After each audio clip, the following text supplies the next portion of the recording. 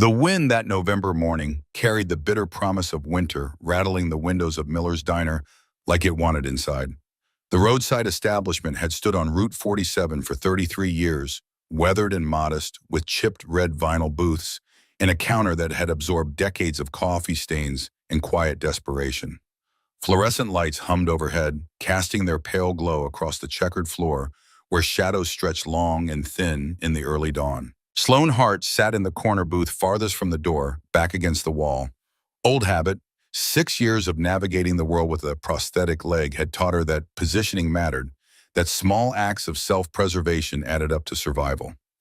The table before her held a simple breakfast: scrambled eggs, wheat toast, and a strawberry milkshake that reminded her of summers before everything changed, before the accident, before the surgeries, before she'd learned exactly how cruel strangers could be when they saw someone who didn't fit their narrow definition of whole. She was 30 years old, though people often guessed younger. Auburn hair fell in soft waves around her shoulders, and her hazel eyes carried the particular stillness that comes from surviving something most people only fear. Dark jeans and a gray sweater designed to help her disappear into the background of everyday life. Her crutches leaned against the booth beside her medical-grade aluminum, with padded grips worn smooth from use. Beneath the table, hidden from casual view, her left leg ended just below the knee. The prosthetic was advanced, expensive, engineered with precision by her own company's research team, but it couldn't erase the phantom sensations or the persistent memory of wholeness that her brain refused to forget. Hart Technologies was worth $4.7 billion now. Adaptive medical devices, accessibility technology, AI-driven prosthetics that help thousands of people navigate a world built without them in mind. Sloane had built the empire from a hospital bed sketched out on notebook paper, while learning to walk again, fueled by a fury that still burned hot 6 years later. But this morning, sitting in Miller's Diner with her eggs going cold, she wasn't a billionaire. She was just a woman trying to enjoy 15 minutes of peace before the day consumed her. The diner held perhaps a dozen other patrons scattered across its worn booths and counter stools. An elderly couple near the window, a truck driver reading yesterday's newspaper, a woman in scrubs who looked like she'd just finished a night shift at the county hospital. And at the counter, hunched over black coffee that had gone cold 20 minutes ago, sat Declan Ryder. He was 32, though the lines around his eyes suggested someone older. Dark hair, slightly too long stubble that indicated he'd left the house in a hurry, work boots caked with grease and brake dust. His denim jacket had seen better days, and the flannel shirt beneath it was wrinkled from being pulled straight from the dryer. Broad shoulders from years of physical labor, hands that knew their way around an engine better than most surgeons knew anatomy. Those hands trembled slightly now, as they wrapped around the coffee mug, a tremor he tried to hide by gripping tighter. Declan had been awake for 26 hours straight. A customer's transmission had decided to fail at 9 p.m. the previous night, and he'd promised the elderly woman she could have her car back by morning because she needed it to get to dialysis. So he'd worked through the night at Ryder's Automotive, the 3-bay garage his father had built 40 years ago, the garage Declan had inherited 2 years back, along with a mountain of debt and the weight of legacy on shoulders that already carried too much. The nightmares had been worse lately. Flashes of sand and blood and the faces of men who weren't coming home. 10 years as a Navy SEAL had carved something permanent into his nervous system, left him with reflexes that didn't always match civilian life, and a shoulder that ached when rain was coming. Medical discharge at 30 after shrapnel from an IED had torn through his right shoulder, leaving him alive but broken in ways the doctors couldn't quite fix. The VA had given him pills and a therapist's phone number. He'd taken neither. Instead, he'd come home to Harrison County, to the garage his father had loved more than whiskey, more than his own health. Vernon Gallagher, the 65-year-old mechanic who'd worked beside his father for 3 decades, had handed Declan the keys with tears in his eyes and a warning on his lips. The bank's circling sun. Your old man died owing him more than this place is worth. Now Declan had 58 days before foreclosure. 58 days to somehow produce $180,000 or watch his father's legacy get auctioned off to pay creditors. The thought sat in his chest like a stone, heavy and cold, making it hard to breathe. He'd stopped at the diner because going home meant facing his daughter's questions, and he didn't have answers that wouldn't scare an 8-year-old. Better to sit here in the pre-dawn quiet, pretending the world made sense, pretending he wasn't drowning. That's when the 2 boys walked in. Teenagers, maybe 17, wearing varsity jackets from Harrison County High School. Purple and gold colors that looked too bright in the diner's muted palette. The taller one had blonde hair styled with too much gel, and his companion was broader with mean eyes that moved constantly searching for targets. They ordered nothing, just occupied a table near the door, scrolling through phones and laughing at something Declan couldn't hear. He noticed them notice Sloan, saw the sideways glances, the whispered comments, the particular quality of attention that disabled bodies attract from people who've never had to question their own wholeness. Declan's hands tightened on the coffee mug. He should ignore it, should mind his own business, should stay in his lane like he'd been doing for 2 years, keeping his head down, avoiding confrontation, trying to be the kind of father an 8-year-old girl needed. The blonde one spoke loud enough to carry across the diner. "Dude, check it out. Cripple in the corner." The word landed like a stone through glass. Several diners looked up, then quickly away. That universal human instinct to avoid confrontation, to pretend not to hear, to let someone else's cruelty pass by, unacknowledged. Declan felt his jaw clench, felt the old training kick in the SEAL awareness that cataloged exits and threats in vulnerable points without conscious thought. He forced himself to stay seated. Not your problem, he told himself. Not your fight. Think she was born like that or messed herself up. Somehow, the second boy's laugh was harsh, ugly. "Who cares, man? Probably can't even walk right." Declan watched Sloane's hand tighten around her milkshake glass, watched her jaw set in a way that suggested she'd heard worse, survived worse, built armor around herself layer by careful layer. She didn't look up, didn't engage, just sat there absorbing the cruelty like she'd learned that engaging only feeds it. Carol, the middle-aged waitress who'd served Declan his coffee without comment, hovered near the kitchen pass with a tight face and rooted feet. Even she wouldn't intervene. No one would. Declan had seen this dance before in 100 different contexts. The strong preyed on the weak, and everyone else looked away, grateful it wasn't them, ashamed of their own cowardice, but not ashamed enough to act. The boys stood up. Instead of leaving, they walked directly toward Sloane's table. Declan's pulse quickened. His hands had stopped trembling. The tremor that came from exhaustion and stress and too much coffee had been replaced by something else entirely, something cold and focused, that his therapist would have called hypervigilance and his team leader would have called operational readiness. He watched the boys stop beside Sloane's booth, watched them loom over her with the casual cruelty of people who'd never faced consequences. "Hey," the blonde one said, his smile sharp and empty. "Those are some sick crutches. You like in an accident or something?" Sloane looked up, her expression carefully neutral. "Excuse me, I asked if you were in an accident." Slower now, as if speaking to a child.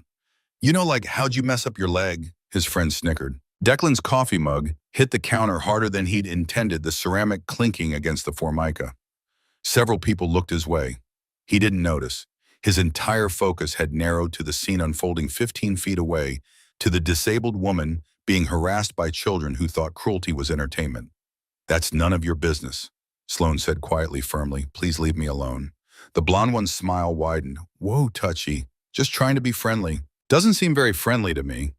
Her voice stayed steady despite what Declan could now recognize as adrenaline flooding her system, the slight tension in her shoulders, the way her fingers had gone white-knuckled on the table edge. "I'm asking you politely to walk away." For a moment, Declan thought they might actually listen. Then the broader boy reached out and picked up one of Sloane's crutches, examining it like a toy he'd found on the playground. "These things are kind of cool, actually. How much weight can they hold? Like, could a normal person use them? Or are they special cripple equipment?" The slur hung in the air. Declan was already standing, his body moving before his brain had fully processed the decision. 10 years of training, 10 years of responding to threats, 10 years of being the one who stood between danger and the people who couldn't defend themselves. It didn't matter that he was stateside, didn't matter that these were kids and not enemy combatants. Didn't matter that he'd been telling himself for 2 years to stay quiet and invisible and out of trouble. "Put that down," Sloane said, her voice low and dangerous. "Right now." Instead, the boy swung the crutch experimentally, nearly hitting the adjacent booth. "Or what?" he challenged, eyes bright with the particular cruelty of someone who'd never faced consequences. "You going to chase me?" His friend burst out laughing, and that's when it happened. The blonde boy, still laughing, reached across the table and with a sudden vicious flick of his wrist, knocked Sloane's milkshake directly off the surface. The glass tumbled through the air in what felt like slow motion. It hit the tile floor and exploded glass shards scattering across the checkered pattern like fractured ice-pink liquid spreading in a widening pool. The entire diner went absolutely silent. Even Declan, halfway across the room, now froze for a heartbeat. Not because of the broken glass or the spilled drink, but because of what it represented. The deliberateness of it, the casual cruelty of humiliating a stranger simply because they could. The public nature of the attack done in front of witnesses who would do nothing, say nothing, pretend they hadn't seen. Carol stood frozen behind the counter. The elderly couple looked horrified but didn't move. The truck driver had set down his newspaper but remained seated. And the boys were laughing even harder now, feeding off each other's energy, drunk on the power of having an audience that wouldn't stop them. "Oops," the blonde one said, his voice dripping with mock sincerity. "My bad. Guess you'll need someone to clean that up." "Oh, wait," he gestured at Sloane's leg. "Probably hard for you to get down there, huh?" Then he slapped her. The sound echoed through the diner like a gunshot. His palm connected with Sloane's left cheek with enough force to snap her head to the side, enough force to leave a red mark blooming across her face, enough force to make Declan's vision go white at the edges. He didn't remember crossing the remaining distance, didn't remember the moment his training took over, completely overriding the careful civilian restraint he'd been practicing for 2 years. Didn't remember deciding to act. He just moved. The blonde boy was still turning away from Sloane, still smiling at his own cruelty, when Declan's hand locked around his wrist. The kid had maybe a second to register surprise before Declan twisted, using the boy's own momentum against him, applying just enough pressure to the nerve cluster to drop him to his knees without breaking anything. A textbook control hold, the kind they'd drilled 1,000 times in close quarters combat training. The second boy lunged forward, some dim instinct to help his friend, but Declan was already moving. His left hand shot out, catching the broader kid's jacket, using his forward momentum to redirect him into the nearest booth. Not hard enough to injure, but hard enough to make the point. Hard enough to take the fight out of him before it started. Both boys were on the ground now, one clutching his wrist and the other tangled in a booth, and Declan was standing over them with his heart hammering and his hands steady and the old familiar feeling of being exactly where he was supposed to be, doing exactly what he was trained to do. Then the world came rushing back. The diner was still silent, but now every single person was staring at him. Not at the boys, at Declan. And the expressions on their faces weren't relief or gratitude. They were fear. He'd moved too fast, too efficiently, too violently. He'd controlled the situation with military precision, and now these civilians were looking at him like he was the threat. His hands started to shake, not the caffeine tremor from before, but something deeper. Something that came from the sudden flood of adrenaline, draining away and taking his certainty with it. What had he done? He'd just assaulted 2 minors in a public restaurant. Didn't matter that they'd hit someone first. Didn't matter that he'd been trying to help. He'd used force, and everyone had seen it, and now they were all looking at him like he was a bomb waiting to go off. He managed to say, his voice rougher than he'd intended. The blonde boy was still on his knees, cradling his wrist. "What's your name?" The kid blinked, caught off guard. "What? Who the hell are you?" "I'm someone who just watched you assault a woman." Declan's training kicked in, again, different training this time. The de-escalation protocols they'd learned for dealing with civilians in hostile territory. "So I'm going to ask you again, what's your name?" The boys exchanged glances, trying to decide whether to run or fight or laugh it off. "This isn't your business, old man," the broader one said, though uncertainty was creeping into his voice now. Declan didn't move, didn't raise his voice, didn't make threats. He just stood there, a wall of quiet determination, and said, "You made it everyone's business when you did it in front of all these people. Now you've got 2 choices. You can tell me your name and we can sort this out like human beings, or I can call the police and they can sort it out. Your call." The diner seemed to hold its breath again, but this time it was different. Carol had her phone out ready. The elderly couple was watching intently now. Even the truck driver had stood up. Witnesses suddenly everywhere, witnesses willing to see. "Look, man," the blonde boy's face had gone pale. "We were just messing around. You hit her." Declan's voice dropped it even lower, even more dangerous. "You knocked her property to the ground, humiliated her in public, and then you struck her across the face. That's assault and battery. So let me be very clear, your time for messing around just ended. Throughout this exchange, Sloane had remained absolutely still, one hand pressed to her reddening cheek, watching this stranger defend her with an intensity that had suggested he'd done this before, trained for this, lived this. Declan could feel her eyes on him but didn't look her way. Couldn't afford to break his focus on the two boys, who were now backing toward the door, their earlier bravado completely evaporated. We didn't mean the broader one started. Stop, Declan interrupted. Don't insult everyone's intelligence by pretending this was an accident. You meant every second of it.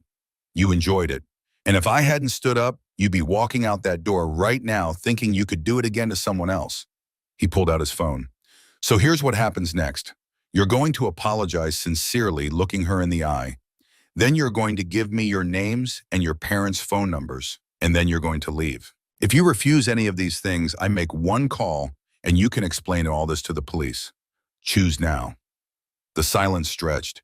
Declan found himself barely breathing, watching these teenage boys who moments ago had seemed so powerful, so invincible, transform into frightened children under the weight of actual consequences.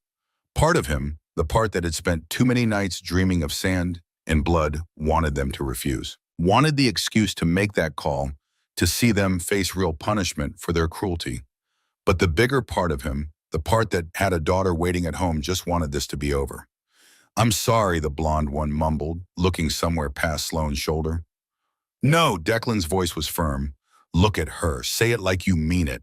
This time the boy's eyes met Sloane's, and Declan saw genuine fear there. Not of her, but of what might happen next, of having his parents called, of facing punishment. I'm sorry, he said again, and his voice cracked. We shouldn't have done that. I'm really sorry. His friend echoed the apology, stumbling over the words. Declan nodded once. Names and numbers. Now. Reluctantly, shamefully, the boys complied.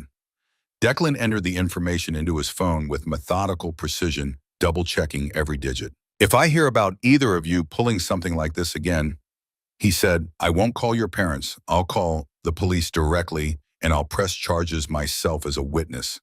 Are we clear? They nodded frantically. Get out of here. The boys fled, actually fled, nearly tripping over each other in their haste to escape through the front door. The small bell above it chimed cheerfully, absurdly cheerful, as they vanished into the November morning. And then they were gone. Declan stood there for a moment longer, his shoulders tight with residual tension, his hands clenched into fists at his sides. The shaking was worse now, spreading from his hands up his arms, the aftermath of adrenaline and the creeping realization of what he'd just done. He'd put hands on civilians. He'd used force. He'd let the training take over, and now everyone in this diner was looking at him like he was dangerous. Maybe they were right. He forced himself to breathe slowly, deliberately, the 4-count pattern his therapist had taught him for managing panic attacks. In for 4 hold, for 4 out, for 4 hold, for 4. The world gradually came back into focus.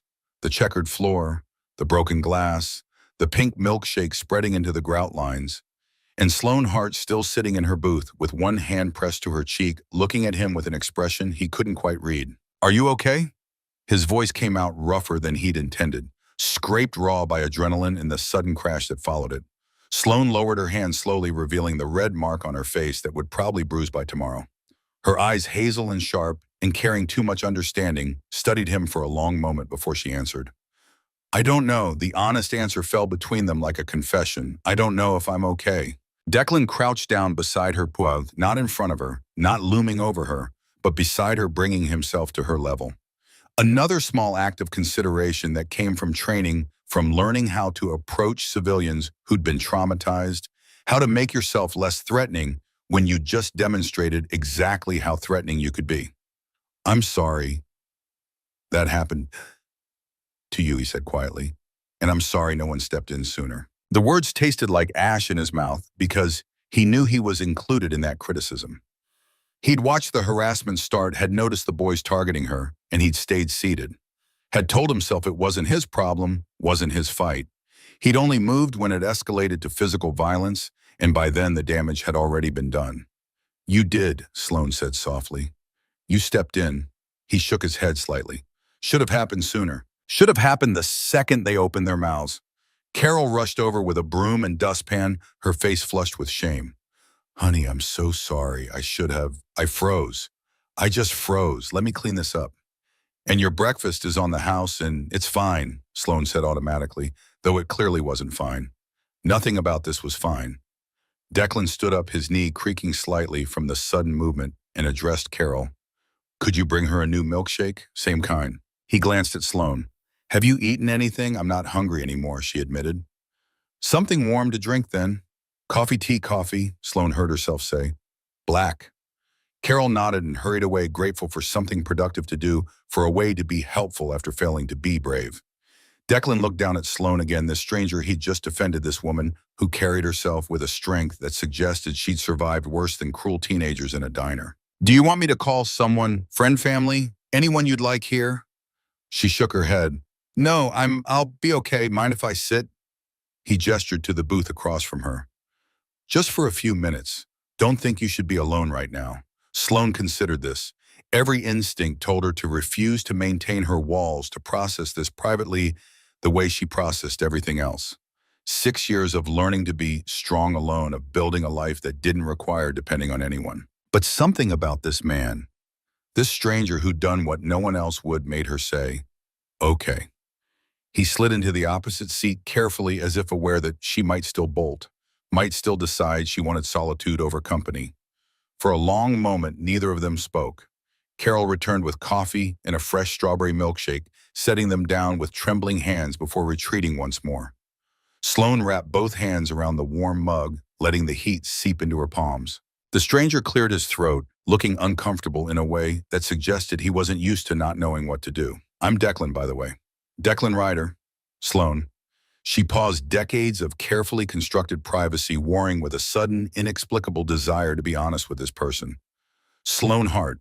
If he recognized the name, if he'd ever heard of Hart Technologies or read about her company in the news, he gave no indication. He just nodded. It's good to meet you, Sloane. I wish the circumstances were different. Me too. They sat in silence for another moment, the diner slowly resuming its normal rhythm around them. The elderly couple returned to their breakfast. The truck driver went back to his newspaper, though Sloane noticed he kept glancing over as if checking that she was truly okay. Even Carol seemed to have regained some composure, though she moved through her tasks with the mechanical precision of someone trying very hard not to think about what had just happened. Can I ask you something? Declan said eventually. Sure, how often does that happen? People treating you like those kids did. Sloane considered the question carefully. No one had ever asked her that so directly, so genuinely, without the cushion of politeness or the expectation that she'd minimize her own experience to make them comfortable. More often than you'd think. She kept her voice level, factual. Less often than it used to. Most people aren't cruel. They're just uncomfortable. They don't know how to act around disability, so they either ignore it completely or make it the only thing they see. Those boys were the extreme end. But the middle ground, the staring, the pity, the assumptions that I need help with everything that's daily. Declan listened with the kind of attention that suggested he was actually hearing her, not just waiting for his turn to speak. That's exhausting, he said simply. It is. The validation felt unexpected, almost foreign. Most people, when she tried to explain what it was, either told her she was being too sensitive or launched into stories about their own grandmother's hip replacement or their cousin's broken ankle, as if temporary injury was the same as permanent disability. For what it's worth, Declan continued, I don't know your story and you don't have to tell me. But from where I'm sitting, you look like someone who's been through something hard and came out the other side intact. Takes strength to do that. Those kids, they didn't see strength, but that's their failure, not yours. Something cracked inside Sloane's chest, not breaking but opening. A small fissure in the armor she'd built so carefully, so deliberately, to protect herself from exactly this kind of vulnerability. Thank you, she said and meant it. Declan shrugged, looking slightly embarrassed. Just the truth. They fell into a more comfortable silence this time. Sloane sipped her coffee, finding it stronger than she usually preferred, but welcome nonetheless. Declan ordered a cup for himself when Carol came by again, insisting on paying despite the waitress's protest that it was on the house. You have kids? The question surprised Sloane even as she asked it.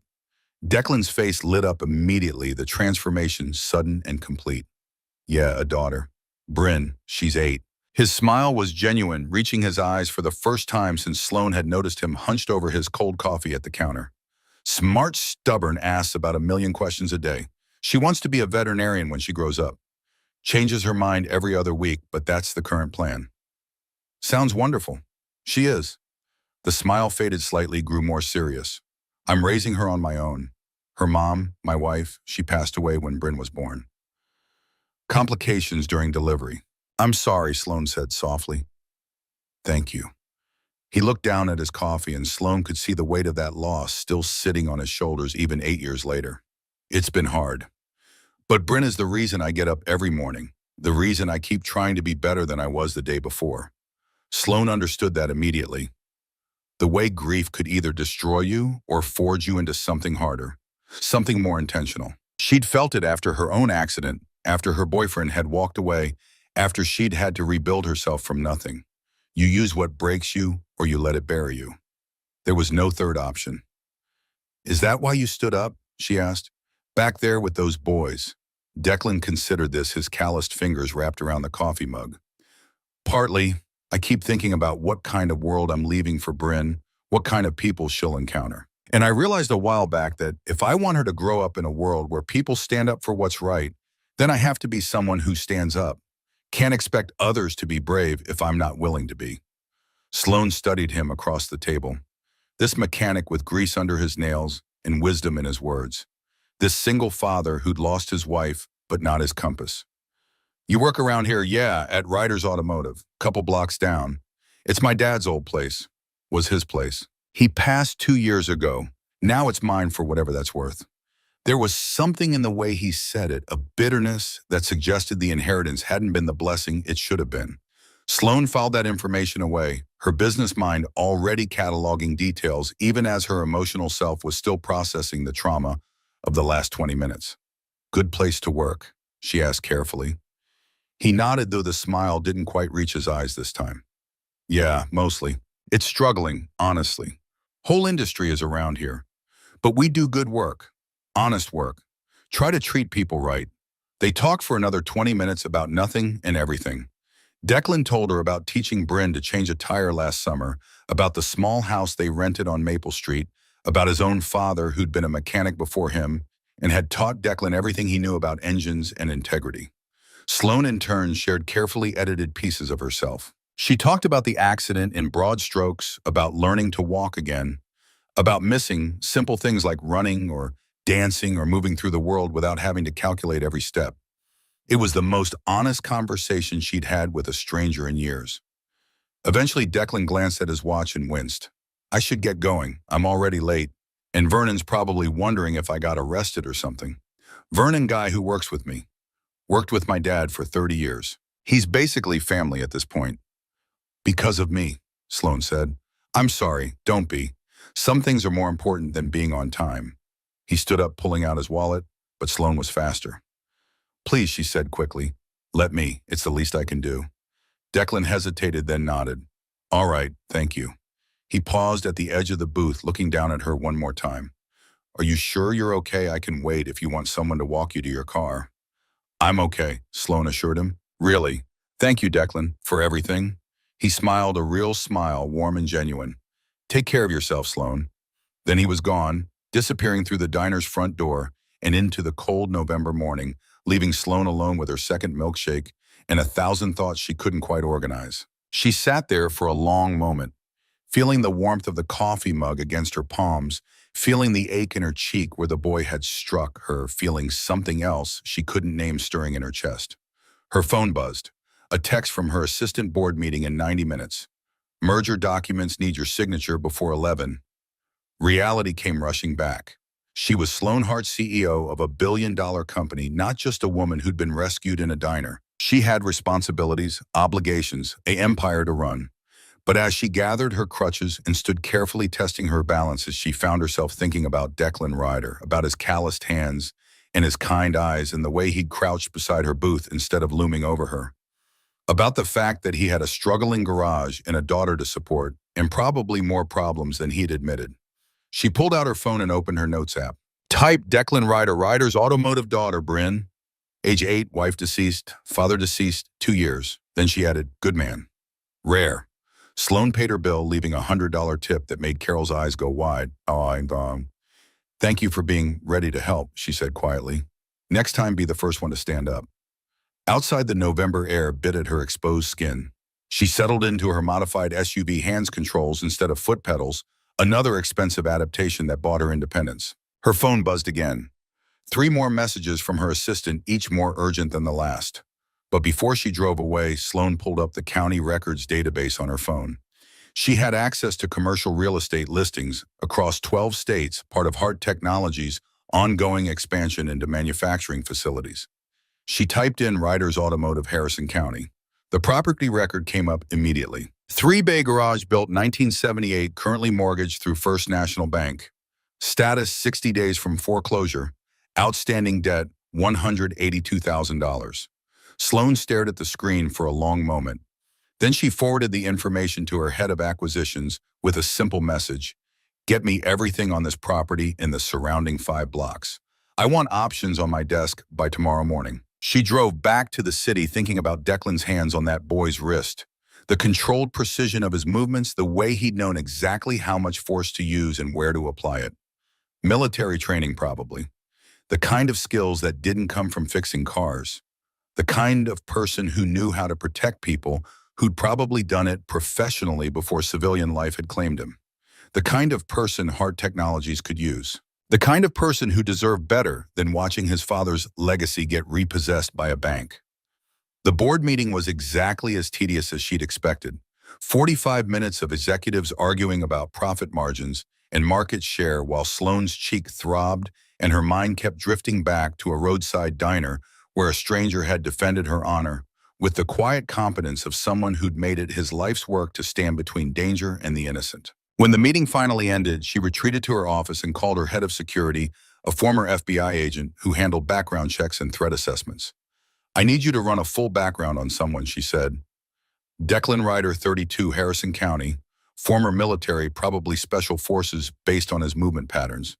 Currently owns Ryder's Automotive. I want service records, credit history, criminal background, everything. Is this for a security position?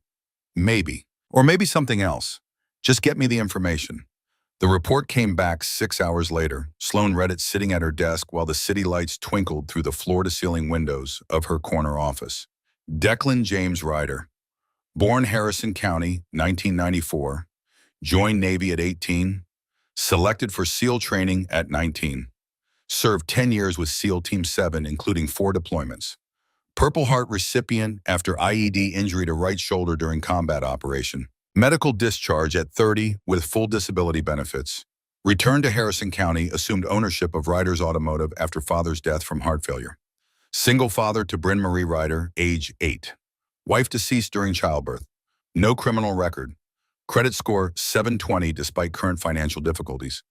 Outstanding debts, primarily medical bills from daughter's birth complications and business loans on the garage.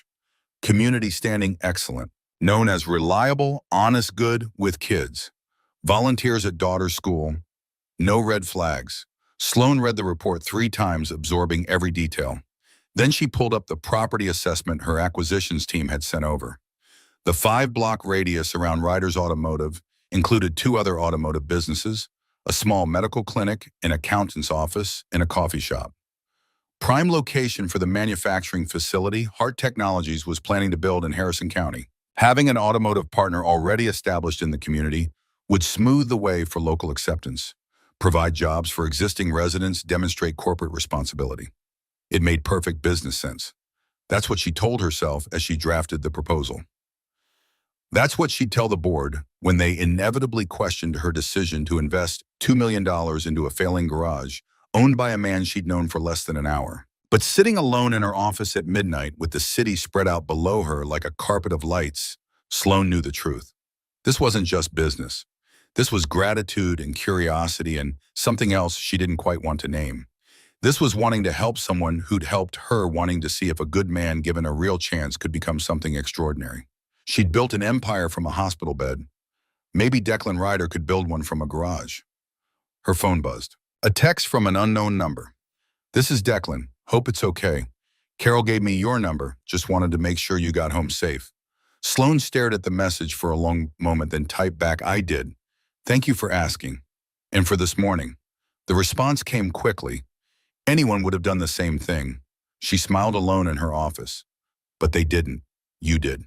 Three dots appeared, then disappeared, then appeared again. Finally get some rest. That was a rough morning. You too, Sloan replied. Then before she could second guess herself, are you free tomorrow afternoon? I'd like to discuss a business opportunity. The three dots took longer this time. I don't take charity, ma'am. It's not charity, it's business. Hart Technologies is expanding into Harrison County. I need an automotive partner. Your garage is in the right location. If you're interested, we can talk. If not, no hard feelings. 5 minutes passed, then, what time? 2 p.m. I'll come to your garage. She sent the message, then added, and Declan. Stop calling me ma'am. It's Sloan. His response made her smile. Yes, ma'am. I mean Sloan. See you tomorrow. Sloan set down her phone and looked out at the city, at the empire she'd built from pain and determination, and refusing to let the world's cruelty define her limits. Tomorrow she'd drive back to Harrison County. Tomorrow she'd make an offer to a man who'd probably refuse it out of pride. Tomorrow she'd take the first step towards something she couldn't quite see yet, but could feel waiting just beyond the horizon. For the first time in 6 years, Sloan Hart felt something other than driven. She felt hopeful. Ryder's Automotive sat 2 blocks off Main Street like an afterthought, tucked between a vacant lot and a building supply warehouse that had closed 3 years earlier. The structure itself was low-slung, concrete block, painted forest green. Sometime in the 90s, 3 bay doors facing the street windows so grimy they turned the interior into shadows. Oil stains darkened the cracked asphalt out front, and a hand-painted sign hung crooked above the office door. Ryder's Automotive.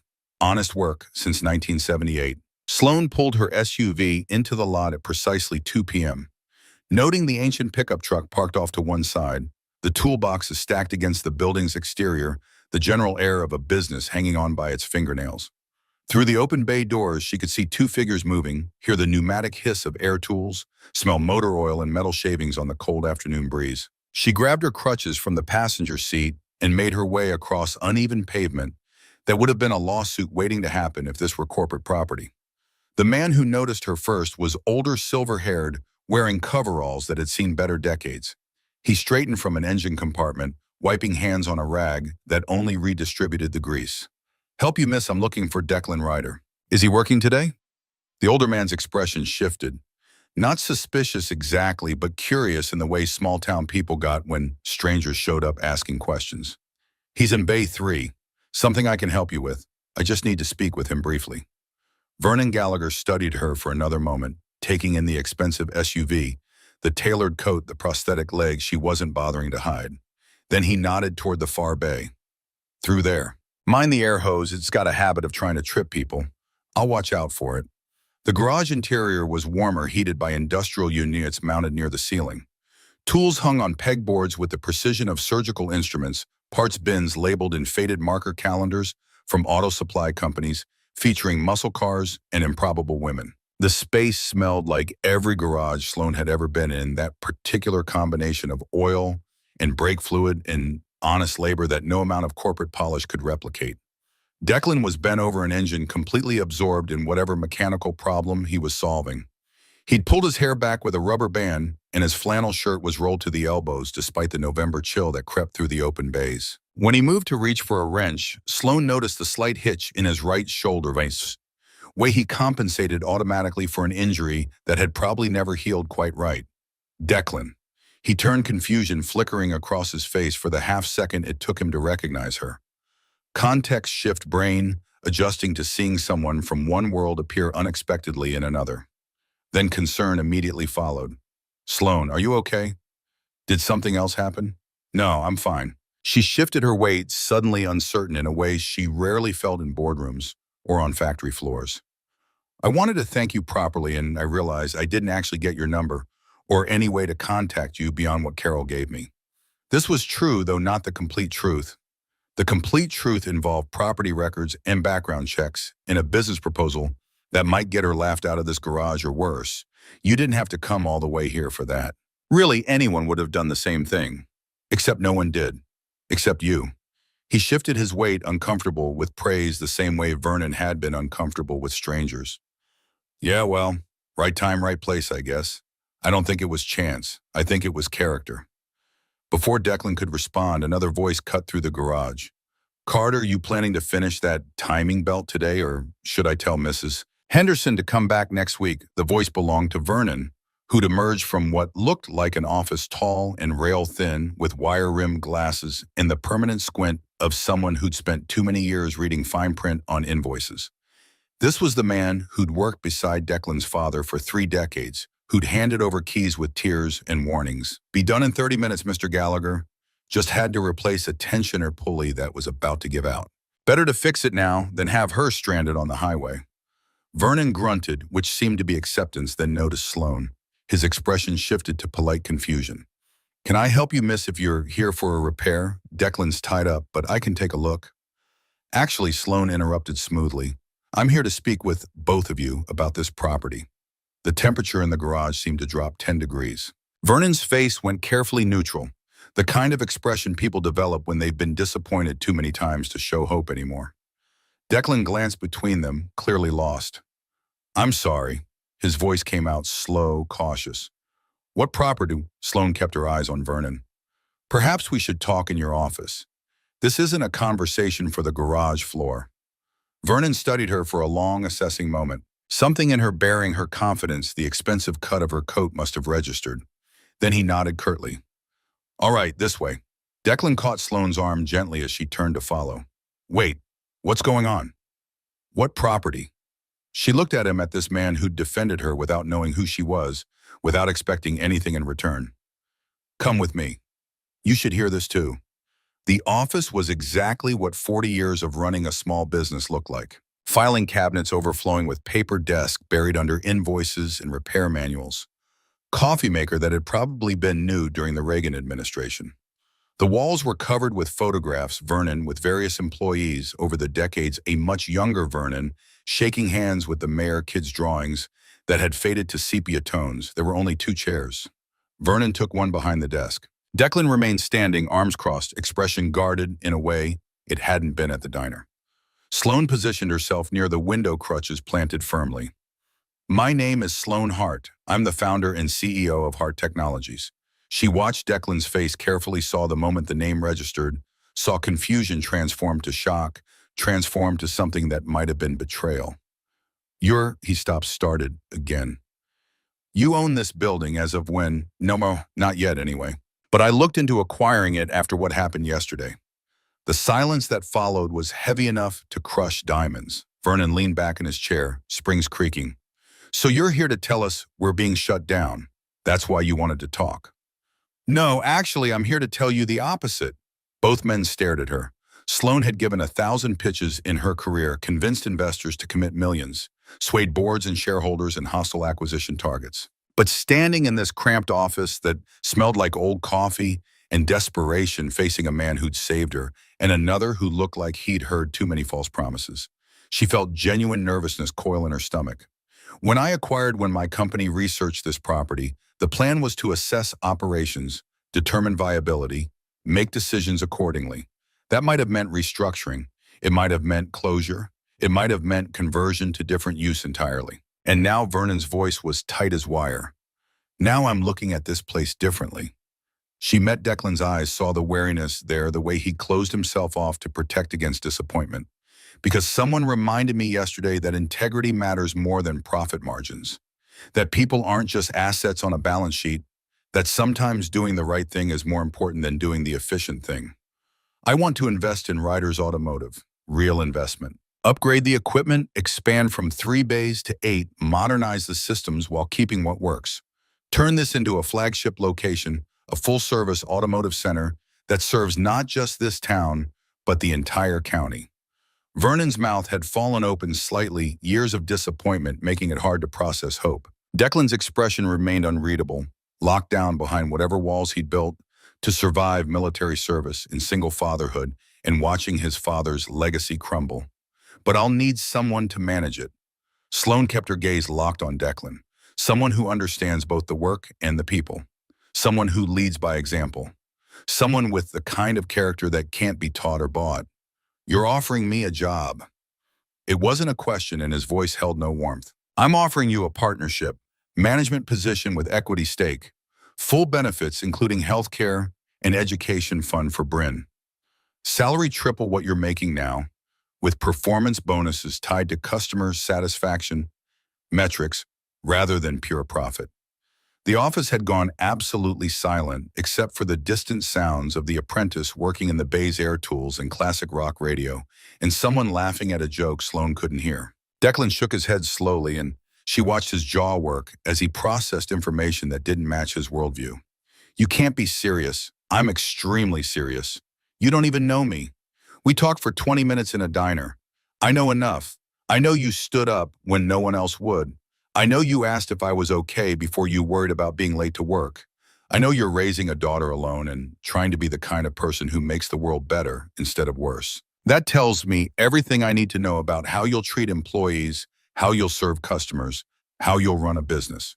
Declan looked at Vernon, almost desperate for an anchor point, something to make sense of a reality that had shifted too fast. Mr. Gallagher, tell her this is crazy. But Vernon was looking at Sloan with something like wonder. How much investment are we talking about? Initial capital injection of $2 million. More if the expansion goes well. We'd keep all current employees who want to stay with raises across the board. Vernon, I'd want you to stay on as senior advisor. Your institutional knowledge is invaluable and the community trusts you. But day-to-day operations would transition to new management. She pulled a business card from her wallet and set it on Vernon's desk, plain white with embossed letters. Sloan Hart, CEO, Hart Technologies. Below that, a phone number and email address. I'm not asking for an answer today. Think about it. Talk to your employees. Look at Hart Technologies' track record. We invest in communities, not strip them bare. She turned back to Declan. And Declan, I meant what I said. This isn't charity. This isn't gratitude for what you did yesterday, though I am grateful. This is a business decision based on recognizing someone with the exact qualities I need in a leader. I'm a mechanic. His voice was rough, scraped raw by emotions he was trying to keep contained. I fix cars. I don't manage multi-million-dollar operations. Neither did I until I had to learn. And I'll make sure you have all the training and support you need. But the skills that matter most, the integrity, the judgment, the ability to see people as people, those can't be taught. You already have them. Sloan picked up her crutches and moved toward the door, then paused. For what it's worth, Declan, what you did yesterday mattered. Not because it led to this, you couldn't have known that would happen. It mattered because you saw someone being hurt, and you decided that wasn't acceptable. In a world that increasingly tells people to mind their own business, to stay silent, to let someone else handle it, you chose differently. That's rare, and rare is valuable. She left before either man could respond, making her way back through the garage. The apprentice nodded at her as she passed, and she nodded back, already cataloging the layout in her mind, seeing how the space could be transformed, what it could become with proper investment and vision. Outside, the November air had teeth. She settled into her SUV and sat there for a moment, hands trembling slightly against the steering wheel. She'd just offered a management position to someone she'd known for less than 24 hours. Her board would think she'd lost her mind. Her CFO would demand justification data projections.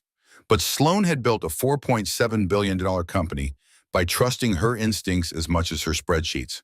And every instinct she had was screaming that Declan Ryder was exactly the kind of person she needed, not despite his ordinariness, but because of it. Her phone buzzed. Her assistant board wants emergency meeting about the Harrison County expansion. They've heard rumors you're personally involved in site selection. She typed back, tell them I'll brief everyone next week. Right now, we're in preliminary assessment phase. The response came quickly. They're not going to like being kept in the dark. They'll survive. Sloan set the phone down and pulled out of the lot, watching Ryder's automotive shrink in her rearview mirror.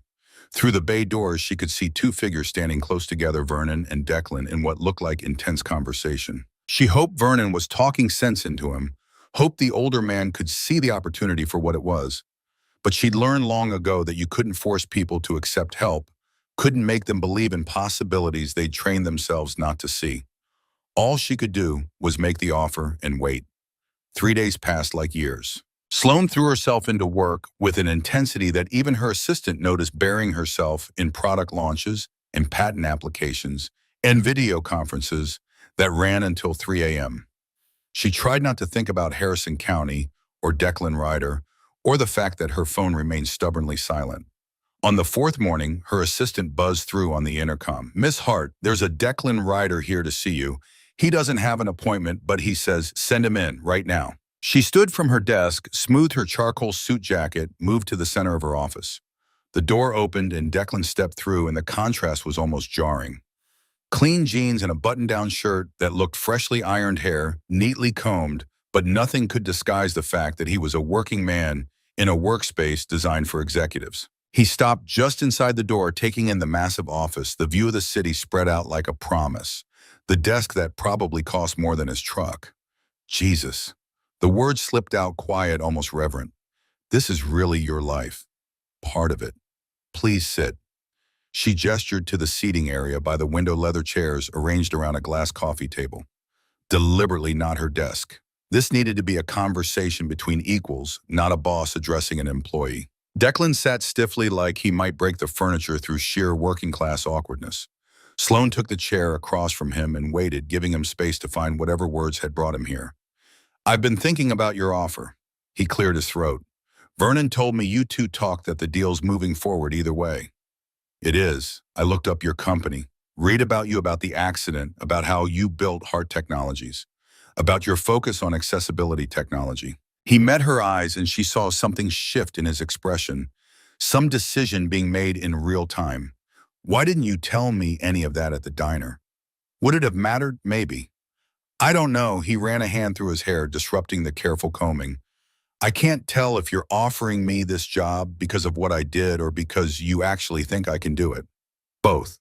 Honesty felt like the only option was someone who could probably smell bullshit from 3 counties away. "What you did showed me your character. But character alone isn't enough. I've spent the last 3 days having my team look into you, Declan. Quietly, respectfully, but thoroughly." His jaw tightened. "You investigated me. I verified what I already suspected.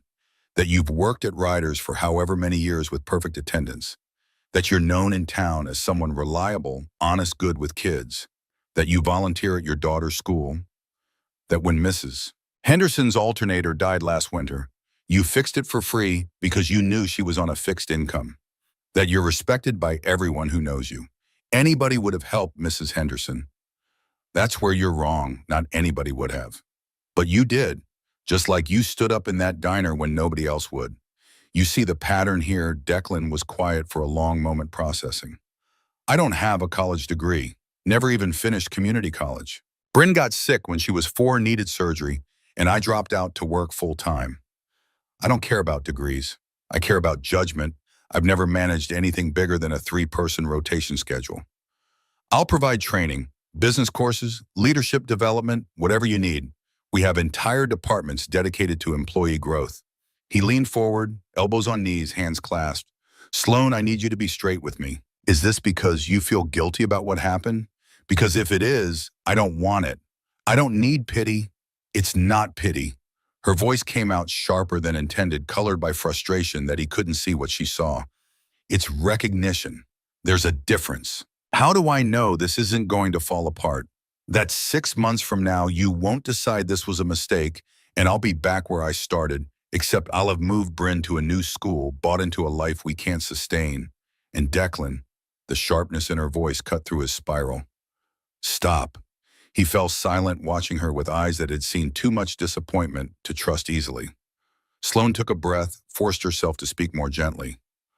"I understand fear. I understand what it's like to have everything fall apart and wonder if you'll ever be able to trust stability again.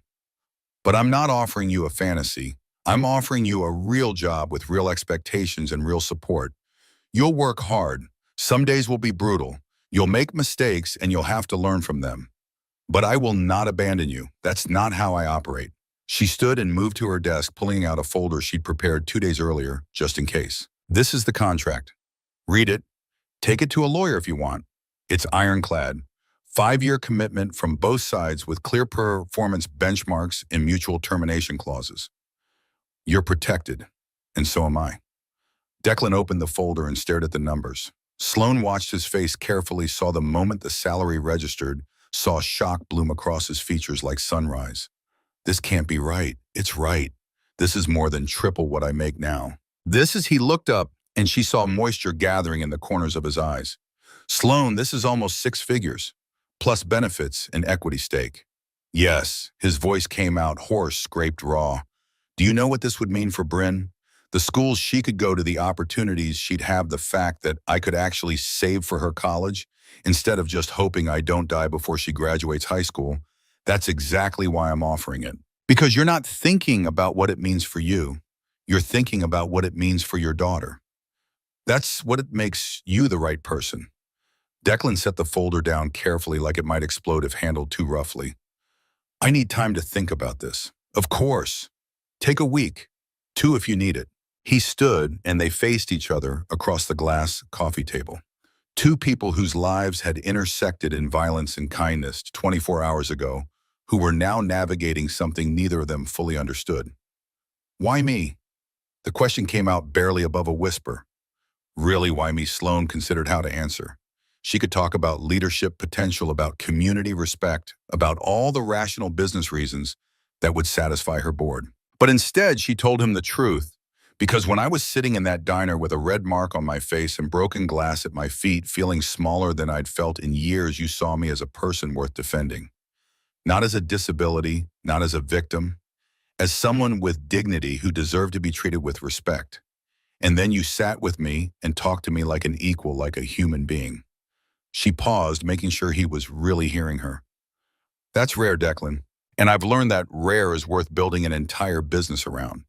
Something shifted in his expression. Not quite acceptance, but maybe the beginning of it.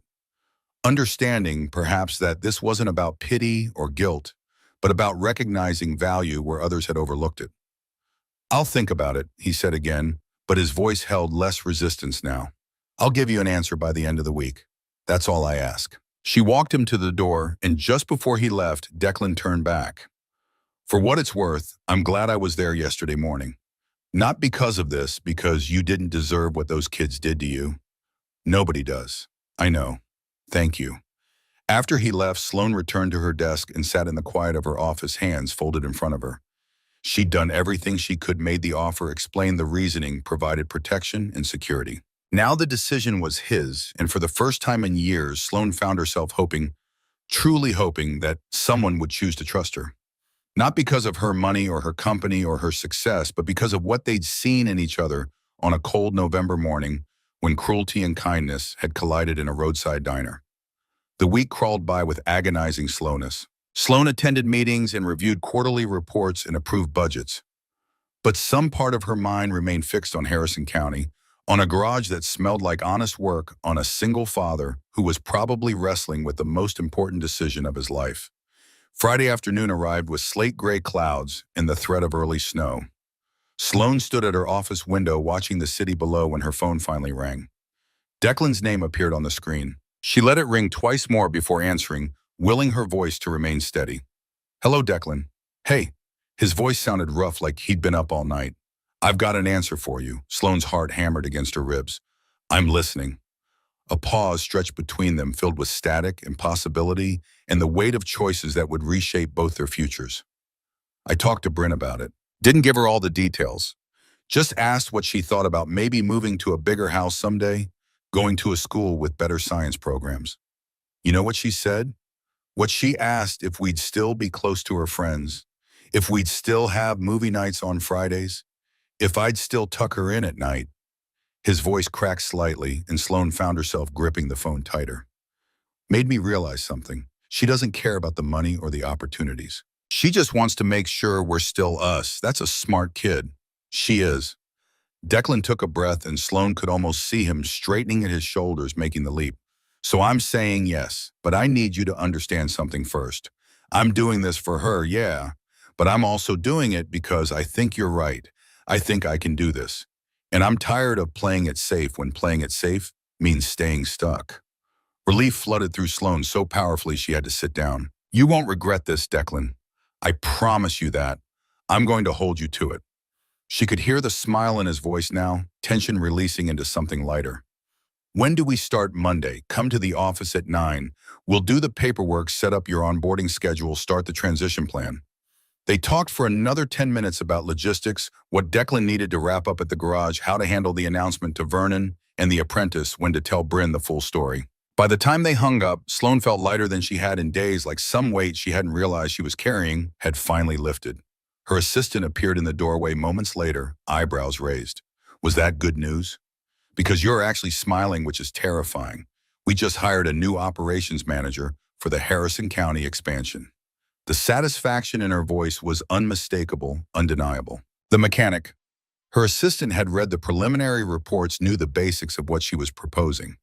He actually said yes. The board is going to ask questions. They're going to want to know why you're promoting someone with no management experience into a multi-million-dollar operation. Then I'll tell them the truth, that I'm betting on character and integrity, and that those qualities are worth more than an MBA. You really believe that Sloane thought about the diner, about the slap that still occasionally haunted her dreams, about the moment Declan had stood when no one else would? Yes, I really do. Monday morning came faster than Declan expected, and not fast enough. He arrived at Hart Technologies headquarters at 8:45, wearing a suit that Bryn had helped him pick out at the department store, practicing his handshake like his daughter had coached him through the previous evening. The building was glass and steel, an intimidation, 30 stories of corporate success that made Ryder's Automotive look like something from a different century. Sloane met him in the lobby herself, and he watched several employees do double takes at seeing their CEO personally greeting a visitor. She wore a navy suit today, hair pulled back, moving through the space with the easy confidence of someone who owned it. You didn't have to dress up. Her voice held gentle amusement. We're pretty casual here unless we're meeting with investors. Bryn helped me pick it out. She made me practice my handshake about 50 times last night. The image made Sloane smile, genuine warmth breaking through her professional composure. She sounds like she's handling this well. She's excited, scared but excited. The elevator doors opened, and they stepped inside, heading up to the executive floor. Makes two of us, I guess. The first few hours were a blur of paperwork. Contracts and tax forms and benefits, enrollment and confidentiality agreements. Sloane's assistant handled most of it with professional efficiency, though.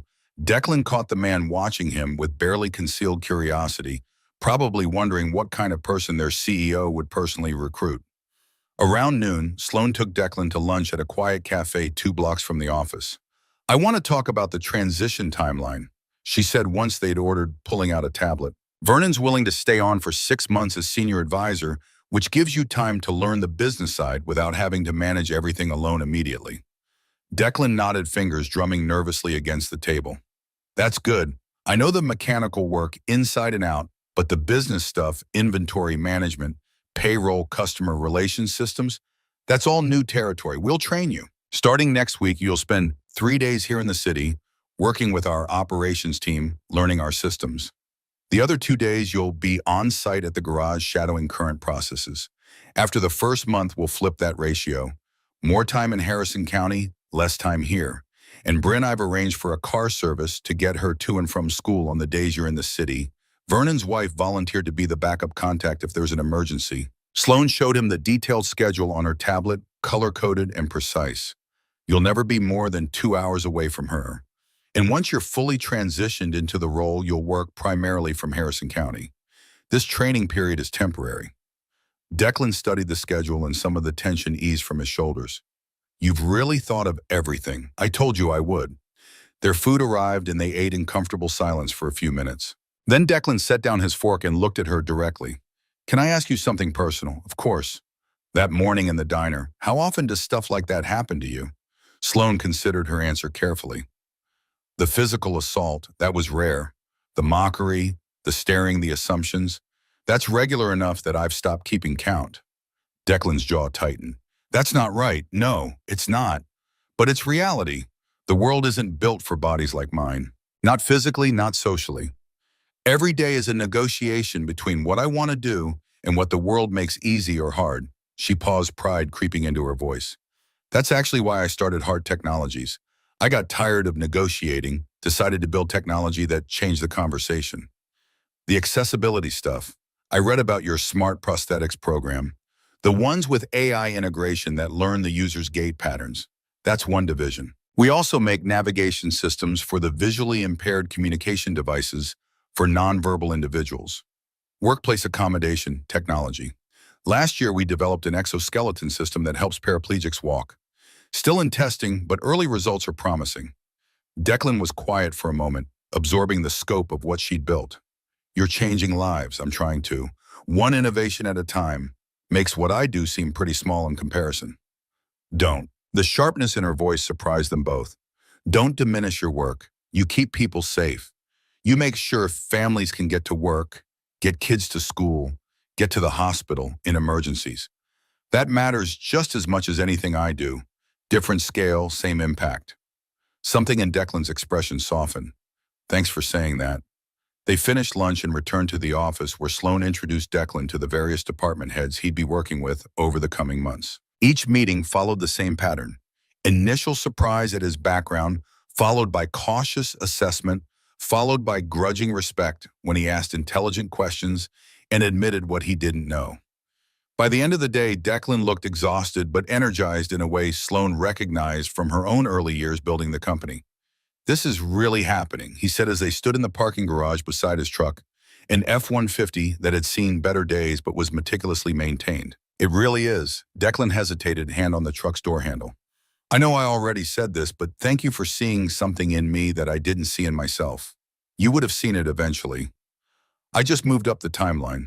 She watched him drive away, then returned to her own vehicle. The modified SUV with hand controls felt familiar, comfortable in a way most spaces never did. Independence was priceless, worth every dollar she'd spent adapting her life to match her capabilities. The weeks that followed developed their own rhythm. Declan split his time between the city and Harrison County, soaking up information with the focused intensity of someone who understood that failure wasn't an option. He learned Hart Technologies' operational systems, studied business management principles, attended workshops on leadership and conflict resolution. In the evenings, he'd call Sloan with questions, and they'd talk through scenarios and strategies until Bryn needed him for homework or bedtime. A friendship grew between them built on mutual respect and the shared understanding of what it meant to rebuild yourself after loss. Sloan found herself looking forward to those evening calls to Declan's perspective that combined practical wisdom with genuine curiosity about systems he'd never encountered before. 6 weeks into the transition, Sloan made an unannounced visit to Ryder's Automotive. She arrived mid-morning on a Thursday, parking her SUV in the customer lot where construction equipment now sat alongside the existing bays. The expansion had begun, concrete poured for 5 additional service positions, new lifts being installed with the kind of precision that came from working with contractors who knew what mattered.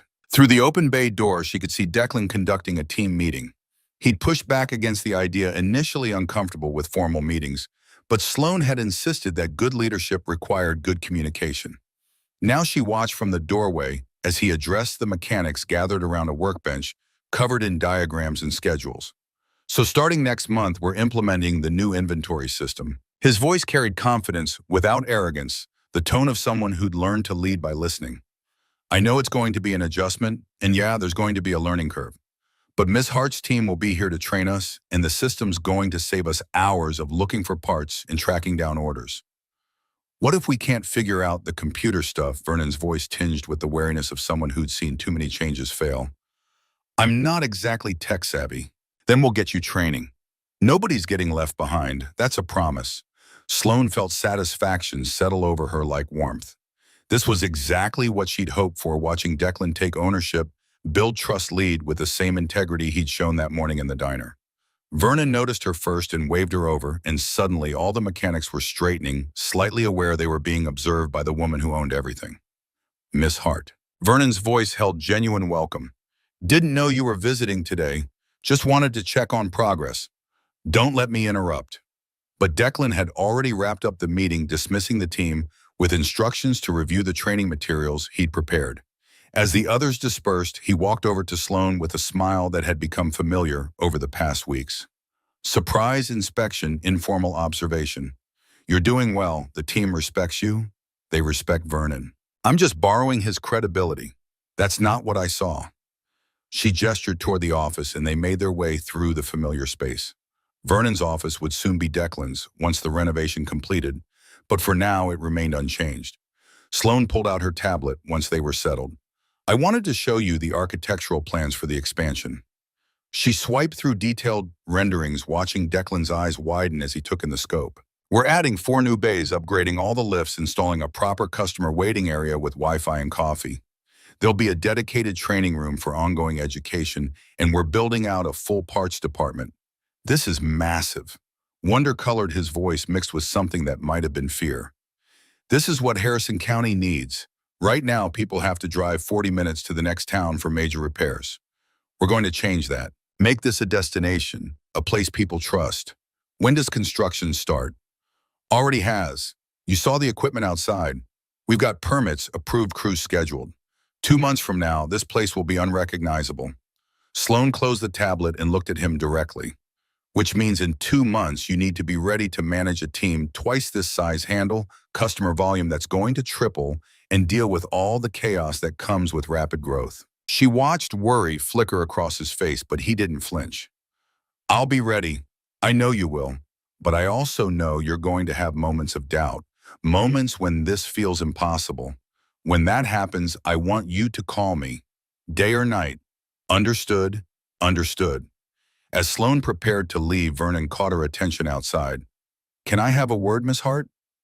They stepped into the cold afternoon air, breath misting in front of their faces. I wanted you to know that you made the right choice with Declan.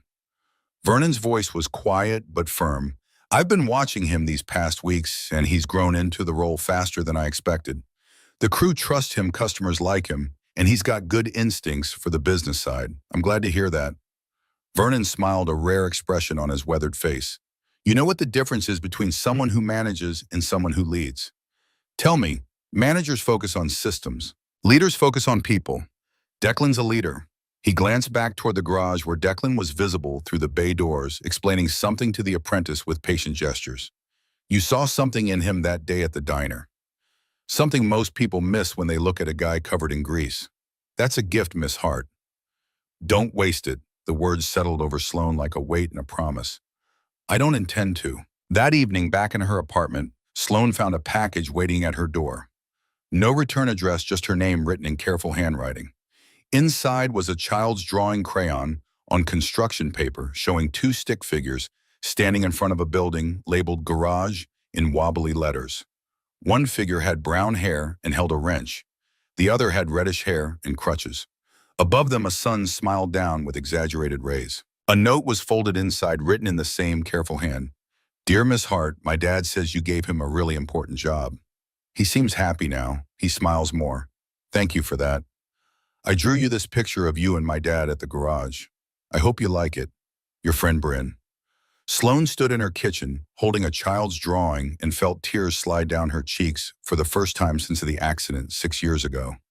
Not tears of pain or frustration or grief, but something else entirely. Hope maybe, or purpose, or the recognition that sometimes the most important business decisions had nothing to do with profit margins and everything to do with seeing people for who they truly were.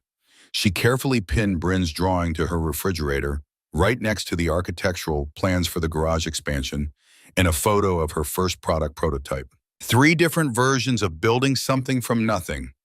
3 different expressions of the same fundamental truth. Broken things could be made whole again if you were willing to invest in the work. 2 months after construction began, the expanded Riders Automotive opened on a Saturday morning that felt more like celebration than business. 8 service bays instead of 3 hydraulic lifts gleaming with new steel, a customer waiting area with floor-to-ceiling windows set at wheelchair height. The parts department rivaled anything in 3 counties, and a team of 12 mechanics and support staff who'd been trained not just in automotive repair, but in treating every customer with dignity. Declan stood near the ribbon stretched across the main entrance, wearing slacks and a button-down that Bryn had insisted made him look professional. Vernon beside him in his cleanest coveralls, refusing to dress up because this was still a garage, still a place for honest work. Sloan arrived precisely at 9, moving through the gathering crowd with the ease of someone who'd become part of Harrison County over these months, no longer the mysterious billionaire, but a neighbor who showed up to town council meetings. The mayor stepped forward with oversized scissors, gave a speech about economic development that made Declan shift uncomfortably. Then the ribbon fell and people flooded in, marveling at equipment and asking about services. Vernon gave tours with the pride of someone who'd watched this place rise from his best friend's dream 4 decades ago through decline and near death into something that exceeded imagination. Bryn appointed herself unofficial greeter, showing other kids the waiting area's tablet stations. Declan watched his daughter navigate the crowd with confidence he'd never seen before, watched her light up when Sloane crouched down to discuss the garage's new recycling program. "You did this." Vernon's voice beside him rough with emotion. "Your old man would be proud as hell, son. We did this." Declan turned to the man who'd been more father to him these past years than his own had managed. "You and Miss Hart and everyone who believed this was possible." Vernon's eyes were suspiciously wet. "Still, you're the one who had the guts to say yes when she made the offer. That took something your daddy never quite had the ability to accept help without seeing it as weakness." By noon, they'd scheduled appointments into the following month. By 2 p.m., Garrett Hollis arrived. Declan saw the silver Mercedes before he registered the man behind the wheel. Hollis emerged from the vehicle with casual arrogance, 52 years old and wearing it like armor. Custom suit designer watch shoes that probably cost more than Declan's monthly salary used to be. He stood surveying the garage with an expression that suggested he was pricing it for auction. Vernon's hand landed on Declan's shoulder, grip tight with warning. "That's trouble walking. Who is he?" "Garrett Hollis. Owns Hollis Premier Motors on the North End. Your daddy and him had history." "What kind of history?" "The bad kind." Vernon's voice had gone flat, decades-old anger beneath professional courtesy. "He tried to put us out of business 20 years back. Undercut our prices, stole our contracts. Your old man never could prove it, but we both knew." Declan felt something cold settle in his gut. "And now he's here because he doesn't like competition." Hollis approached with the swagger of someone who'd never been told no by people who mattered. He ignored Declan entirely, directing attention to Sloane. "Miss Hart, such a pleasure to finally meet you in person. I'm Garrett Hollis, owner of Hollis Premier Motors. We're the area's premier luxury automotive service provider." Sloane's expression remained professionally neutral, but Declan had learned to read the subtle tightening around her eyes. "Mr. Hollis, welcome to our grand opening. Quite the operation you've built here." Hollis gestured at the bays with something that might have been admiration if it hadn't been laced with condescension. "Though I have to wonder about the business model. All this investment in what's essentially a commodity service market.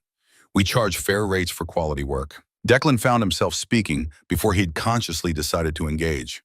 "Seems to be working out fine." Hollis turned to look at him properly for the first time, reassessing. "And you must be the new manager." "Ryder is it? I knew your father. Sad what happened to this place after he passed. Though I suppose every cloud has a silver lining, given that Miss Hart was able to acquire it at such favorable terms." The implication hung in the air like smoke. Declan's jaw tightened, old combat instincts cataloging vulnerable points on Hollis's body. Vernon's hand tightened on his shoulder. "Actually, I acquired nothing." Sloane's voice remained pleasant, but steel ran beneath. "Hart Technologies invested in an existing business and its existing owner. Mr. Ryder is an equity partner, not an employee. Perhaps you're confusing us with your own business practices." Hollis's smile didn't waver, but something shifted in his eyes. "Of course. My mistake. Well, I just wanted to stop by and welcome you to the community. Professional courtesy between colleagues. We appreciate that." Sloane extended her hand and Hollis shook it with brief dismissive contact. "I'm sure we'll be seeing more of each other." Indeed. Hollis headed back to his Mercedes and Declan watched him pull away with sick certainty that this wasn't over. That night, after the celebration wound down and Bryn fell asleep in the truck, Declan called Sloane. "Tell me about Garrett Hollis. What did Vernon say that he tried to destroy my father's business 20 years ago? That he's not going to like having real competition." Silence on the line. "Then Hollis Premier Motors has controlled 60% of the automotive service market in Harrison County for 15 years. Before that, there were 5 independent garages. Now there's only his and 2 specialty shops that don't compete directly. You think he drove the others out? I think patterns suggest themselves, but proving it is different than suspecting it." Declan leaned back against his headboard. "What do? We do exactly what we've been doing. Quality work, fair prices, treating customers like human beings. The best revenge is success, Declan. And right now, we're succeeding." He wanted to believe that was enough. But he'd seen enough of the world to know that sometimes the bad guys won simply because they were willing to fight dirtier. "Get some sleep." Sloane's voice softened. You did something incredible today. Don't let Hollis take that away from you. After they hung up, Declan lay in darkness listening to the house settle. Down the hall, Bryn slept with the easy unconsciousness of children who believed the world was fundamentally good. He'd spent 8 years trying to preserve that innocence. The garage expansion had given him tools to do that: financial stability, health insurance, the ability to save for Bryn's future. But it had also painted a target on his back, made him visible to people like Garrett Hollis. Sleep came slowly, troubled by half-formed anxieties. What morning brought was a phone call at 6 a.m. from Tucker, the veteran who'd taken overnight security. Boss, we got a problem. You need to get down here. Declan arrived 15 minutes later to find 3 windows, smashed glass scattered across the pristine waiting area like crystallized malice. Spray paint covered the front wall in angry red letters. Corporate sellout. Go back to your tower. 2 customer vehicles sat on slashed tires, rubber deflated into useless pools. Tucker stood in the wreckage looking guilty despite having done nothing wrong. I was doing perimeter checks every hour. This happened between my 4 and 5 a.m. rounds. Not your fault. Declan pulled out his phone. Did you call the police on their way? I wanted to call you first. Good man. Declan stood in the center of destruction, breath misting in pre-dawn cold feeling, something familiar and unwelcome uncurl in his chest. The same helplessness he'd felt watching teammates bleed out, the same impotent rage at violence he couldn't defend against. His hands started shaking, not from cold, but from adrenaline his body didn't know what to do with. The police arrived, took statements, dusted for prints they probably wouldn't find. The officer was sympathetic but realistic. Vandalism like this, unless we catch them in the act, there's not much we can do. After the police left, Declan stood alone in the waiting area, staring at spray paint and broken glass. The sun was coming up now, pale winter light, making the damage look worse somehow. His phone buzzed. Sloane's name. I'm on my way. Don't clean anything up until I see it. She arrived 30 minutes later, picking her way carefully across broken glass, taking in the destruction, with eyes that missed nothing. Her expression remained controlled, but Declan saw fury burning underneath. Hollis. Can't prove it. We don't have to prove it to know it. She pulled out her phone, took photographs from multiple angles. This was done by someone who knew exactly what would hurt most. Not random kids. Professionals. What do? We install better security. Military-grade cameras, motion sensors that alert directly to your phone and mine. Make this place harder to hit than a bank. And if they come back anyway, then we'll have footage. And footage is evidence. Declan wanted to argue, wanted to suggest more aggressive responses that his SEAL training whispered were available. But Sloane was right, escalation would only play into Hollis's hands. By 10 a.m., they'd arranged replacements for broken windows and loaner vehicles for affected customers at no charge. By noon, a security company was installing cameras that would have made the Pentagon jealous. By evening, Vernon was teaching the crew how to document everything while maintaining operations. Through it all, Declan felt himself splitting into 2 people. The professional manager who handled logistics and the trained warrior who wanted to find whoever had done this and exact very specific justice. That evening, Sloane stayed late after everyone else had gone. She found Declan in the office, staring at security footage from new cameras, rewinding empty frames from last night. You can't rewrite what already occurred. He looked up surprised. Just trying to understand the pattern. You're thinking tactically. Like this is a combat zone, isn't it? Sloane moved into the office, settling into the chair across from his desk. This is business, Declan. Dirty business sometimes, but still business. If you start treating it like war, you'll make decisions that could destroy everything we've built. He knew she was right, but knowing didn't make the rage dissipate. Talk to me, her voice softened. What's really going on? Declan leaned back, forcing himself to articulate what he'd been trying to ignore. I spent 10 years protecting people. That was my job, my identity. Then I came home and my wife died while I was deployed. My dad died from overwork, trying to keep this place afloat. Now someone's attacking something we've built together, and I can't. He stopped, jaw clenched. I can't protect this either. What good is all that training if I can't even keep some thugs from smashing windows? Silence settled before Sloane responded. You're not failing to protect us, Declan. You're choosing to protect us differently. With cameras instead of violence, with evidence instead of retaliation. That's harder than what you're trained for, and it takes more courage. Doesn't feel like courage. Then you don't understand courage as well as you think you do. She leaned forward, forcing him to meet her eyes. Courage isn't just charging into danger. Sometimes it's restraint. Sometimes it's trusting systems instead of your own hands. Sometimes it's being the father who shows his daughter that problems can be solved without becoming the monster. The words hit harder than Declan expected. He thought about Bryn, about what she'd learned from watching him handle this. Did he want to teach her that violence was the answer? Or that there were harder ways requiring patience and faith? You're right. The admission cost him something. I don't like it, but you're right. You don't have to like it. You just have to do it. They sat while darkness settled outside. Eventually, Sloane stood gathering her things. Go home to Bryn. Show her that everything's okay. That's the protection she needs right now. After Sloane left, Declan drove home through streets he'd known his entire life. Inside the house, he found Bryn curled on the couch despite bedtime having passed waiting. Did bad people hurt to the garage?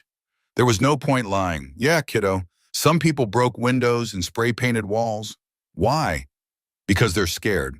When good things happen and they're not part of it, some people get angry instead of happy. Bryn processed this with seriousness. Are you going to find them and make them stop? I'm going to let the police handle it.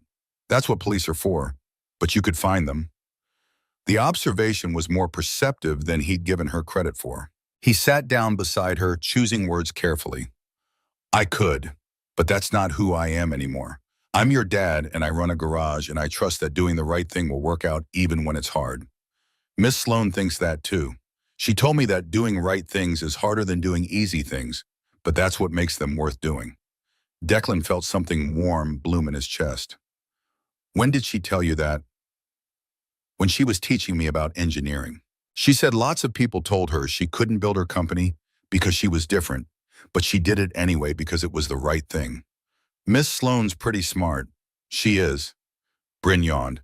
Ba, are we going to be okay? Yeah, kiddo. We're going to be okay. He carried her to bed, tucked her in with the worn stuffed rabbit that had been her mother's, and stood in the doorway watching her fall asleep with the easy trust of children who believed their parents could fix anything. The next morning brought news that cut deeper than broken windows. Vernon called at 7 a.m. You need to see this. The Harrison County Chamber of Commerce had sent formal letters to both Ryder's Automotive and Hart Technologies CC'd to the mayor and county council. The language was bureaucratic, but the message clear. Concerns had been raised about unfair business practices, specifically regarding corporate subsidies allowing predatory pricing. An emergency meeting was scheduled for the following Tuesday. Declan read the letter twice, blood pressure spiking. This is Hollis, Vernon nodded grimly, using political pressure when vandalism didn't work. He's got friends on the chamber board. We're not undercutting anyone. We charge fair prices. Truth doesn't matter if he can make the lie sound better. Sloane arrived an hour later, her own copy in hand, and fury radiating from controlled movements. She dressed for war charcoal suit heels that added 3 inches hair, pulled back severe. This is retaliation.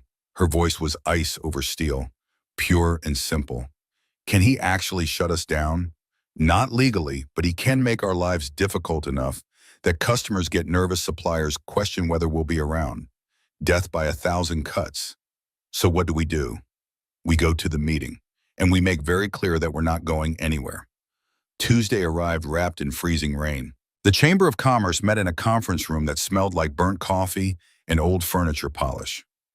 Garrett Hollis sat at the head of the table like he owned it, flanked by 3 board members who looked uncomfortable. Sloane and Declan entered together. The chamber president was a nervous woman named Margaret Chen. Thank you for coming. This is just informal discussion about business practices. Let's skip the pleasantries. Sloane's voice cut through pretense like a scalpel. Mr. Hollis has made accusations. I'd like to hear them stated clearly. Hollis leaned back with confidence. It's quite simple. Ryder's Automotive is pricing services below sustainable market rates. Obviously, they're being subsidized by Hart Technologies, which means they can afford to undercut local businesses. That's predatory practice. Our prices are competitive but not unsustainable. Declan kept his voice level. We charge what's fair. If that's lower than what you charge, maybe examine your own pricing. Hollis's smile turned sharp. Easy to say when you don't worry about profit. Hart Technologies can afford to run your operation at a loss for years to eliminate competition. Sloan set her tablet on the table with a deliberate click. Mr. Hollis, let me be very clear. First Riders Automotive is not operating at a loss.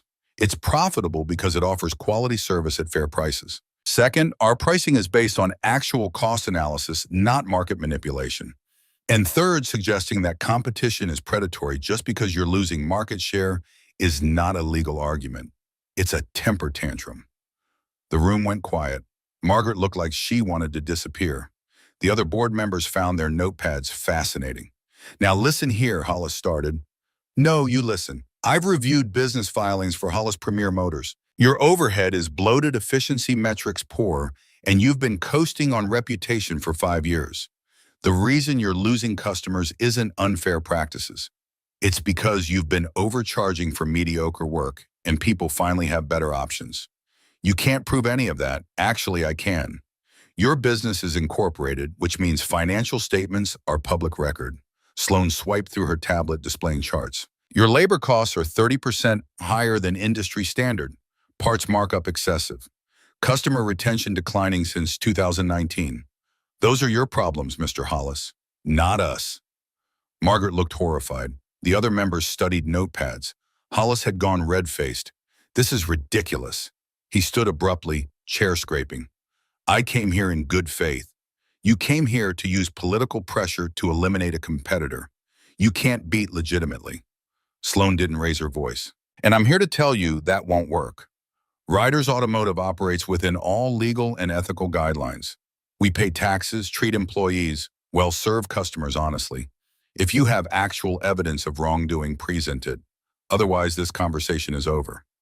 She stood gathering her things with finality.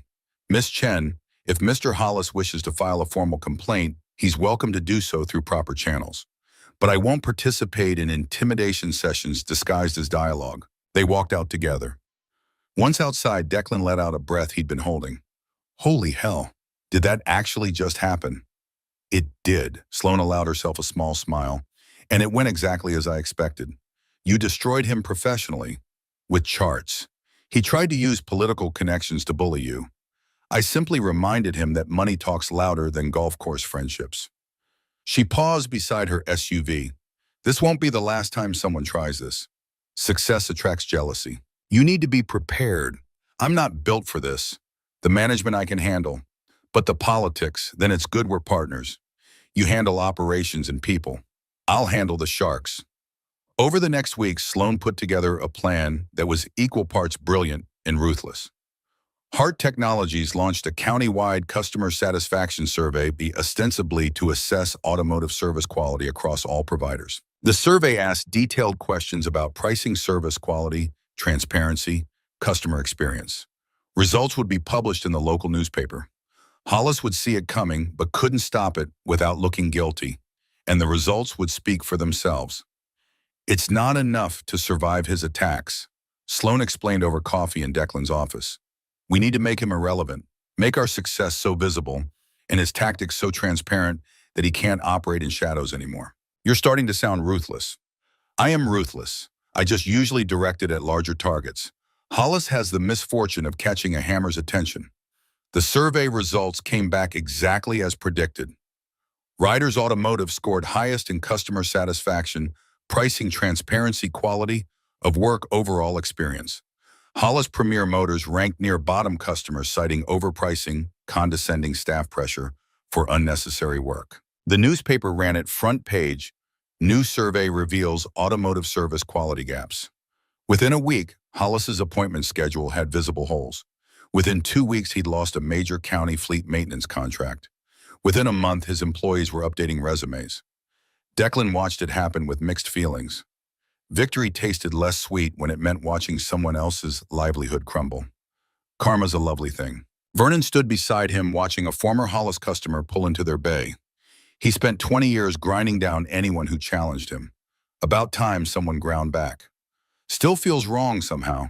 That's because you're a good man, Vernon clapped his shoulder. But being good doesn't mean being a doormat. Sometimes the most moral thing is showing bullies their tactics won't work anymore. 3 months after the grand opening, Riders Automotive thrived. Appointment books full. 3 weeks out, mechanics working overtime, Two more veterans hired, and a young woman fresh from trade school who had more natural talent than most mechanics developed in decades. Declan walked through the garage one evening after everyone had gone home. 8 bays that had been 3. Equipment gleaming with maintenance. A waiting area designed for dignity. A team that treated each other like family. His father had built something good here. Declan and Sloan and Vernon had made it better. And in doing so, they'd proven that broken things could become whole. That second chances were real, that standing up when no one else would could change everything. He found Sloan in the office reviewing next quarter's projections. She looked up when he entered. "Good day, solid day. We're ahead of projections by 15%. "I've been thinking," Declan leaned against the desk, "about expansion. Already, we just stabilized this location. Not here. Other places. Towns like Harrison County that need investment. People with talent who just need someone to believe in them." Sloane's eyes lit up with the particular gleam that meant she was already seeing possibilities. "You want to replicate the model. I want to give other people what you gave me. The chance to be more than circumstances allow. It would take significant capital. Years of work. No guarantee every location would succeed, but some would, and those would matter." Sloan smiled, genuine warmth breaking through professional consideration. "You've changed since that morning in the diner. We both have. You taught me that accepting help isn't weakness. Maybe I taught you that taking risks on people is worth it. Fair trade." Declan extended his hand across the desk. Sloan shook it with firm grip, partners in the truest sense. Not just business associates, but people who'd seen each other at worst and decided building something together was worth whatever came next. They worked until midnight, sketching expansion plans and arguing good-naturedly about timelines. When they finally locked up, Declan felt genuine excitement about tomorrow, about what could be built, about who they could help become more than they'd imagined possible. The garage lights went dark behind them, but the security cameras stayed active, sensors waiting. Not because they expected more attacks, Hollis had gone quiet, his business struggling, but because some lessons stay learned. You protect what matters. You plan for threats. You build systems that work even when you are not watching. Declan stood in the parking lot, snow beginning to fall in the sodium vapor lights. His phone buzzed, Bryn texting goodnight, 3 heart emojis and a reminder she'd left her chemistry set in his truck. He smiled. "Type back, love you too, kiddo. See you at breakfast." Across town, Sloan sat in her apartment, Bryn's crayon drawings still pinned to her refrigerator, beside architectural plans and her first product prototype. 3 different versions of building something from nothing. Tomorrow she'd present the expansion proposal to her board. They'd question her judgment, demand justification, probably think she'd lost perspective. Let them. She'd built an empire from a hospital bed.